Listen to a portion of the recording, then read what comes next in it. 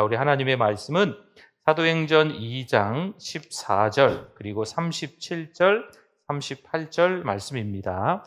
은혜 받으실 하나님의 말씀 사도행전 2장 14절, 37절, 38절입니다. 우리 14절 먼저 한번 같이 읽어보겠습니다. 베드로가 11 사도와 함께 서서 소리를 높여 이르되 유대인들과 예루살렘에 사는 모든 사람들아 이 일을 너희로 알게 할 것이니 내 말에 귀를 기울이라. 아멘. 37절 38절 같이 읽습니다.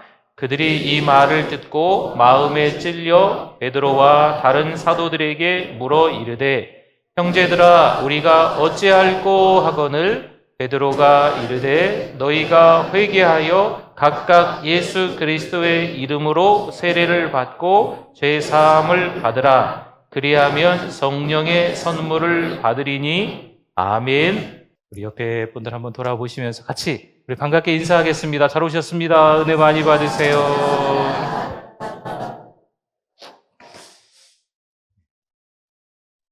갈릴리 호수 주변에서 태어나 예수님을 만나 제자가 된 사람이 여러 명 있는데 오늘은 그 가운데 베드로란 인물을 좀 소개해 보려고 합니다. 어느 날 바다 위로 걸어가 제자들에게 오시는 예수님을 베드로가 주님으로 믿고 물 위로 걸어서 예수님께로 갑니다. 물론 바람을 보고 무서워 빠지기는 합니다. 하지만 그의 무모함으로 물 위를 걷게 됩니다. 예수님은 제자들에게 너희는 나를 누구라 하느냐 이렇게 질문하셨던 때가 있으셨습니다. 그때 베드로가 이렇게 이야기하죠. 주는 그리스도시요 살아계신 하나님의 아들이시니이다. 주님께 칭찬 듣기도 했습니다. 당시 지역의 위험 부담을 생각하지 않고 어찌 보면 좀 즉흥적으로 이야기한 게 아닐까 이런 생각도 합니다. 곧이어 주님은 고난을 받고 죽임을 당하고 제3일에 살아나야 할 것을 이어서 말씀하십니다. 그때 베드로가 예수님을 붙들고 항변하는 거지요. 여러분 여기서 항변이라고 하는 것은요, 나이 많은 사람이 좀 젊은 사람에게 야단치듯 이야기하는 거예요. 베드로가 예수님에게 이야기하는 거죠. 그렇게 말하지 마세요. 항변하는 겁니다. 또 변화산에서 모세와 엘리야 그리고 주님의 변형되신 모습을 보고 그가 초막셋을 짓고 여기 있고 싶다 이렇게 말합니다. 자기 기분으로 속이 꽉 차 있는 모습을 순간순간 장소마다 베드로가 보여주고 있습니다. 아직 그는요, 내가 좋으면 다 좋은 거지 뭐 이렇게 생각하는 스타일처럼 보입니다. 십자가를 앞에 두신 주님이 오늘 밤 너희가 다 나를 버리리라 이렇게 말씀하셨어요. 이에 베드로가 뭐라고 했는지 아시죠? 모두 주를 버릴지라도 나는 결코 주를 버리지 않겠습니다. 그런데 그 일 때문에 주님과 겟세마네 동산에 기도하러 갔는데 베드로가 기도하지 않고 자고 있었습니다. 결국 다 굴기 전에 예수님을 모른다고 3번씩이나 베드로가 부인합니다. 입만 열면 호언장담을 해요. 하지만 빈수레가 더 요란했습니다. 보세요. 부활하신 예수님을 만났어요. 하지만 다시 업으로 돌아간 베드로입니다. 물론 주님은 베드로에게 일부러 찾아오셔서 이렇게 말씀을 3번이나 해주셨습니다. 내 어린 양을 먹이라. 내 양을 치라. 내 양을 먹이라. 이렇듯 베드로는요, 할 말 다 하는 사람입니다. 그런데 생각하지 않고 말하는 것처럼 그렇게 보여요. 열정은요, 있는 듯 보이는데요, 그 열정의 방향이 조금 혼란스러운 것 같아요. 잘 잡혀져 있지 않는 듯 보입니다. 누구보다 예수님을 위하는 것처럼 보이지만 주님의 의도를 잘 모르는 사람이 바로 베드로였어요. 분명 겉모습은 예수님의 수제자가 맞습니다. 아무래도 일처리 능력도 꽤나 잘했던 것 같아요. 하지만 아직 좀 어설픈 모습으로 자주 그 실수가 드러납니다. 바로 그 베드로죠. 그 베드로가 주님을 만나고 승천하신 주님을 목격합니다. 아버지께서 약속하신 것을 기다려라 주님이 말씀하셔서 마가의 다락방에 120명과 함께 모여 더불어 마음을 같이하여 기도에 힘썼습니다. 3절과 4절 한번 볼까요? 마치 불의 혀처럼 갈라지는 것들이 그들에게 보여 각 사람 위에 하나씩 임하여 있더니 그들이 다 성령의 충만함을 받고 성령이 말하게 하심을 따라 다른 언어들로 말하기를 시작하니라. 아멘. 베드로 위에 성령이 임하셨습니다. 베드로가 성령 충만함을 받았습니다. 성령 충만한 그들이 다른 언어들로 말하기 시작합니다. 이에 듣고 소동하여 다 놀라 참 신기하게 여기고 있네요. 우리가 다 우리의 각 언어로 하나님의 큰 일을 말함을 듣는도다 하며 다 놀라며 당황하고 있습니다. 심지어 어떤 이들은 이렇게 조롱했어요. 아무래도 이 사람들이 세술에 취한 것 같다. 14절 한번 볼까요? 베드로가 11사도와 함께 서서 소리를 높여 이르되 유대인들과 예루살렘에 사는 모든 사람들아 이 일을 너희로 알게 할 것이니 내 말에 귀를 기울이라. 아멘. 도대체 이게 어떻게 된 일인지 내가 이제부터 자세히 설명해 줄 테니까 내 말에 귀를 기울여라. 베드로가 말합니다. 여러분, 이게 베드로의 유명한 설교입니다. 어부인 베드로, 그가 지금 설교하려고 하는 거죠. 베드로의 설교에서 논리와 설득 그리고 감화와 구성력이 있을까요? 요즘 흔하게 말하는 재미있는 설교였을까요? 참 조심스러운 말이지만 요즘 설교의 위기라고까지 말합니다. 저와 같은 설교자가 하나님의 말씀을 준비할 때 현장의 요구를 생각하는 거죠. 요즘 사람들이 무슨 말을 주로 하나, 어떤 유행이 있는가, 어떤 이슈가 중요한가, 이런 걸 찾는다는 거예요. 청중이 듣고 싶은 설교를 하려 합니다. 그런데 이게 아니라는 거예요. 그래서 요즘 강단의 위기, 이렇게 심지어 말합니다. 코미디 수준으로 설교가 추락했습니다. 웃겨야 하고 울려야 한다는 거죠. 그래서 이걸 가리켜 감동 설교다 이렇게 포장하기까지도 합니다. 사실 시대적으로 맞는 설교냐보다 더 중요한 것이 있어요. 과연 하나님이 요즘 말씀하시려고 하시는 것이 무엇이냐? 이게 중요한 거예요. 보세요. 대중의 소리에 민감하게 기울이다가 결국 예수님을 십자가에 못 박아 버립니다. 사실 지적이지 못해도 어쩌면 투박해도 논리와 설득력이 부족해도 감동이 되지 않고 재미가 없어도 하나님이 전하시려는 말씀이라면 그게 설교입니다. 성도 여러분, 베드로는요 원래 겁이 없는 듯해요. 물론 겁도 없고 생각도 없는 사람처럼 느껴지기도 합니다. 다짜고짜 입으로 먼저 내뱉고 보는 사람입니다. 그런 그가 갑자기 원치 않은 상황 속에서 겁먹고 도망갔지요. 베드로, 여러분 그런 사람이에요. 그러나 성령 충만 이후에 이제는 그 당시 유대교 지도자들을 향해서 너희가 그리스도를 못 박아 죽였다라고 일침을 가하며 거침없이 지금 설교하고 있는 거예요. 어떻게 베드로가 이렇게 바뀌었을까요? 성령이 임하시면 담대하게 거침없이 말하게 될 줄 믿습니다. 직장에서도요, 예수님 믿는 것을 정확하게 표현하는 게 좀 필요합니다. 나는 천지 만물을 창조하신 분이 하나님임을 믿습니다. 나는 예수 믿는 사람입니다. 이걸 좀 표현하시는 게 필요해요. 교회 가라, 예수 믿어라, 나랑 같이 신앙생활 하자, 이런 말을 혹시 안 해도요, 내가 누구인지 밝히는 게 좀 필요해요. 그러면 그게 전도거든요. 분명히 주께로 돌아오는 역사가 그때 일어나게 될 줄 믿습니다. 사실 인간이 죄를 지음으로 말미암아 인간에게 있던 그런 어떤 이 고귀함들이 좀 사라졌어요. 왜 사는지, 왜 태어나 존재하며 무엇을 위해 존재할 것인지 이런 것들이 좀 상실됐습니다. 잃어버렸습니다. 인간이 삶의 목적을 잃어버린 것은요 가장 큰 비극입니다. 먹고 사는 것에 매여 죽도록 고생만 하다가 어떻게 될까요? 죽습니다. 결국 인간의 본래 목적을 위해 살지 못하고 허무한 목적을 가지고 살다 보니 그 목적을 이루어도 허망할 수밖에 없습니다. 이 정도만 누리면 좋겠는데, 근데 그 정도를 가졌어요. 만족할까요? 만족 못한다니까요. 또 다른 욕심이 생기는 거예요. 많은 소원이 있었는데 하나하나 다 그게 됐네요? 그러면 감사해야 되는데 허무하네 이러는 거죠. 십자가의 복음으로 우리에게 주어진 축복은 무엇일까요? 본래의 하나님의 형상이 회복되는 것입니다. 고린도후서 5장 17절 말씀에 그런즉 누구든지 그리스도 안에 있으면 뭐라고 하지요? 새로운 피조물이라 이전 것은 지나갔으니 보라 새 것이 되었도다. 아멘. 죄로 인해 하나님의 형상이 깨어지고 죄를 짓고 어찌 보면 우리가 짐승처럼 살아가게 되었습니다. 그런 우리들에게 그리스도가 찾아오셔서 새 것이 되었도다. 새로운 피조물이 된 줄 믿습니다.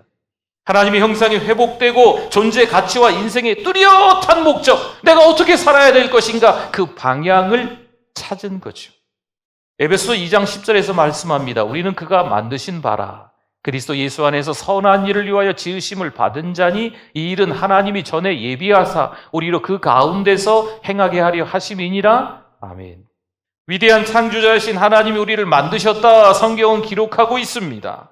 이것은 복음 안에서 우리가 회복되었다는 거죠. 선한 일을 위하여 지으심을 받은 것입니다. 목적이 뚜렷하죠? 선한 일을 위하여 지으심을 받은 겁니다. 성도 여러분, 우리는 하나님의 걸작품인 줄 믿습니다. 우리는 그가 만드신 바라 이렇게 나와 있는 이 성경 구절이 다른 번역본에 보면 우리는 하나님의 걸작품입니다. 이렇게 기록된 번역본도 있습니다. 우리가 이것을 깨닫는 것이 회복이에요. 이것은 인생의 목적을 깨닫는 것이고 그 목적은 먹고 사는 것으로 끝나지 않고 하나님의 거룩한 영광을 드러내는 위대한 작품이 우리가 되었다는 것을 아는 것입니다. 거장들의 작품은요, 그 작가의 영광을 드러내죠. 그리고 거장의 작품이기 때문에 값을 매길 수 없는 대작이 됩니다. 그래서 그것을 뭐라고 부릅니까? 걸작품. 값을 매길 수가 없어요. 거장들이 대단하기 때문에 값을 매길 수 없는 작품인 거예요. 그것을 그 거장들의 걸작품이라고 하는 거예요. 바로 그런 존재가 우리가 된 거죠.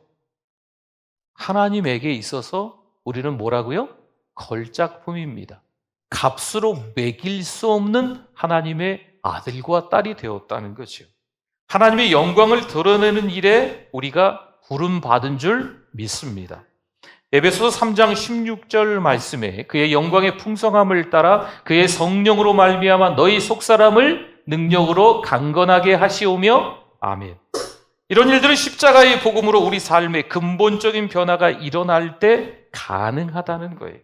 그래서 바울은요, 예수님을 믿고 우리에게 변화가 일어날 때를 오늘 여기 성경에 보니까 무슨 변화요? 속사람의 변화, 내면의 변화라고 말하고 있습니다. 예수님을 믿어도요, 이런 사람이 있어요. 겉만 변한 거지요. 겉만 변한 사람이 있어요. 예수를 믿고 속사람이 변한 사람이 있어요. 속이 변해야 진짜 신자입니다. 여러분, 그때 회복이라는 말을 사용합니다. 속사람이 강건해지고 내적인 변화가 확실하게 일어나면서 삶의 목적이 정확하게 발견되는 거죠. 전에 좋아하던 것에 흥미가 없어지고요. 관심이 바뀌고 가치가 달라지고 취미가 달라지는 거예요. 인생의 궁극적인 목적을 발견하면요. 지금 내가 왜 사냐? 할 말이 있는 거예요. 살아야 될 이유가 있는 거죠. 밥맛, 입맛, 살맛이 생기죠. 인생 허무하다, 허망하다 이런 얘기 자주 하지 마십시오. 여러분, 인생이 재밌어지는 거예요. 근본적인 변화가 일어나면 죄 짓는 삶이 더 이상 좋지 않습니다. 속사람이 변한 사람은 절대로 이전의 사람으로 돌아갈 수가 없습니다. 하나님의 은혜가 임해 성령께서 이 내면을 근본적으로 바꾸어 놓으셨기 때문인 줄 믿습니다. 이제는요, 땅을 바라보는 게 아니죠. 하늘을 바라보는 거죠. 하나님 나라를 사모하는 거죠. 순간의 이익이 아니라 영혼을 바라보는 인생을 살아가게 되는 겁니다. 여러분, 이것을 뭐라고 해요? 회복. 이게 진짜 신자의 모습입니다. 성도 여러분, 삶 속에 회복의 역사가 일어나시기를 축원합니다. 하나님의 아름다운 형상이 우리에게 심겨졌어요. 우리 삶을 통해 드러날 때 그 삶이, 회복된 그 삶이, 하나님의 형상으로 회복된 그 삶이 아름다워지겠죠. 존재 자체가 멋있고 보기만 해도 감탄이 일어납니다. 그러면 여러분, 예수 믿으세요, 뭐 교회 갑시다 이런 얘기 안 하도 그냥 우리를 보고 전도가 되어지는 겁니다. 이게 전도예요.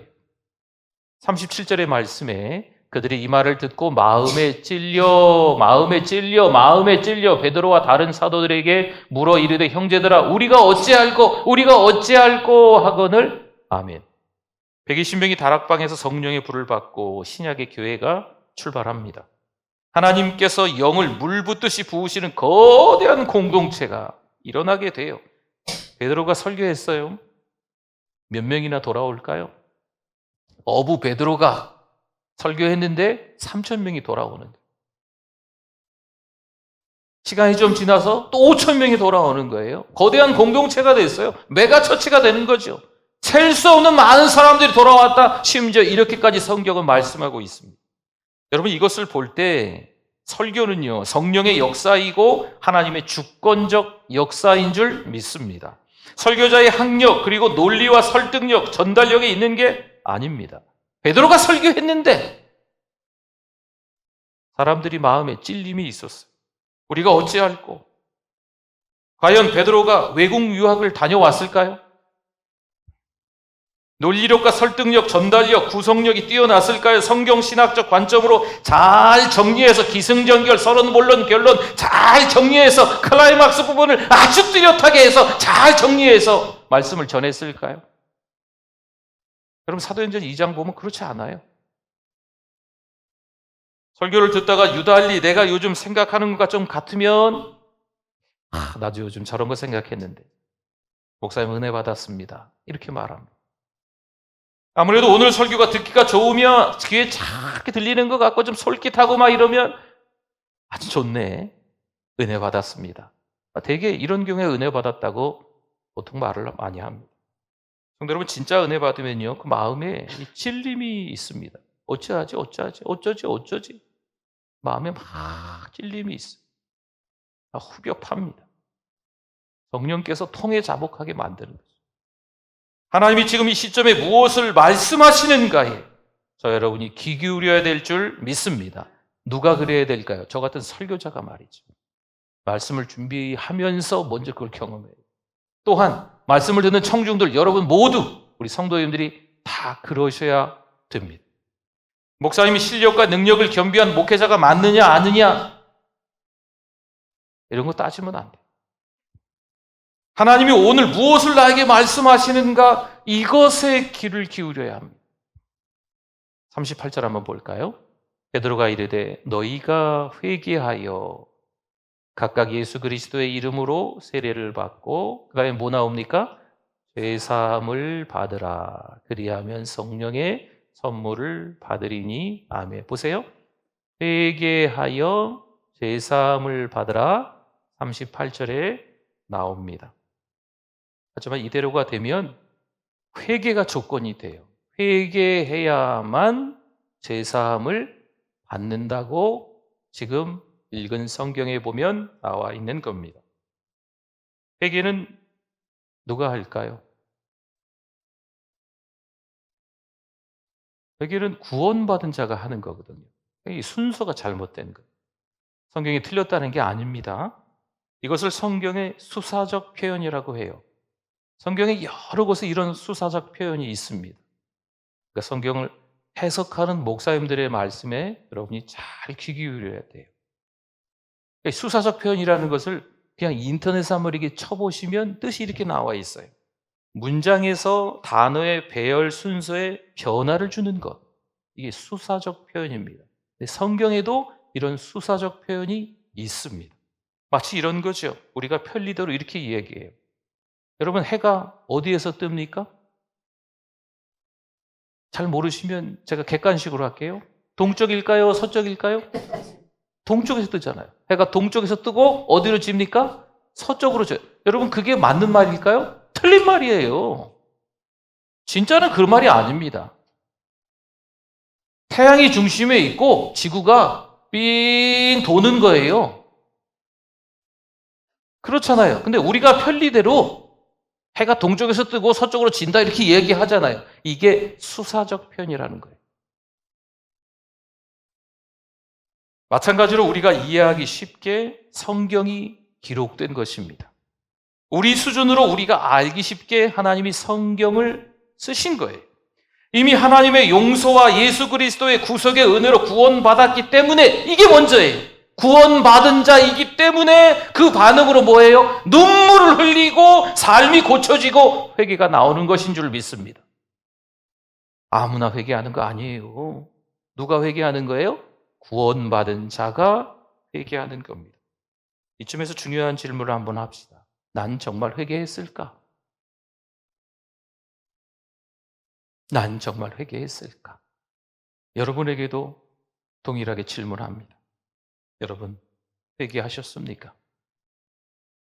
구원받은 사람은 반드시 회개가 나와야 합니다. 구원받은 자답게 날마다 회개하며 사실 수 있기를 바랍니다.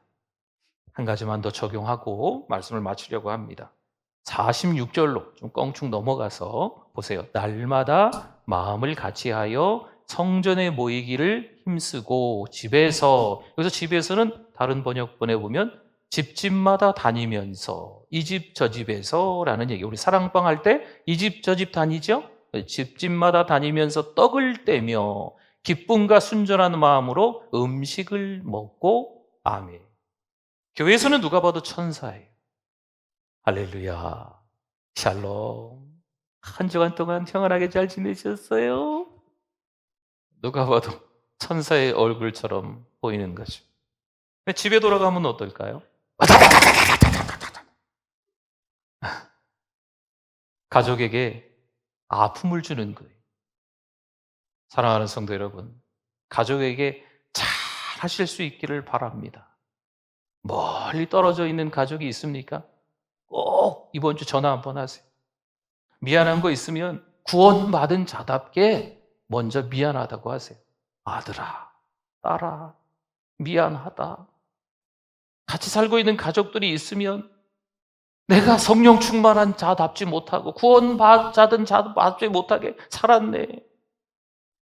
미안해. 글쎄 미안해. 아멘. 성도 여러분, 성령 충만의 첫 번째 순종의 현장이 어딜까요? 가정입니다. 가정. 성령 충만한 신자로 한 주간 살아가실 수 있기를 부탁을 드립니다. 아멘. 오늘 말씀 기억하면서 우리 주여 한번 부르시고 기도합니다. 주여, 하나님 아버지 감사합니다.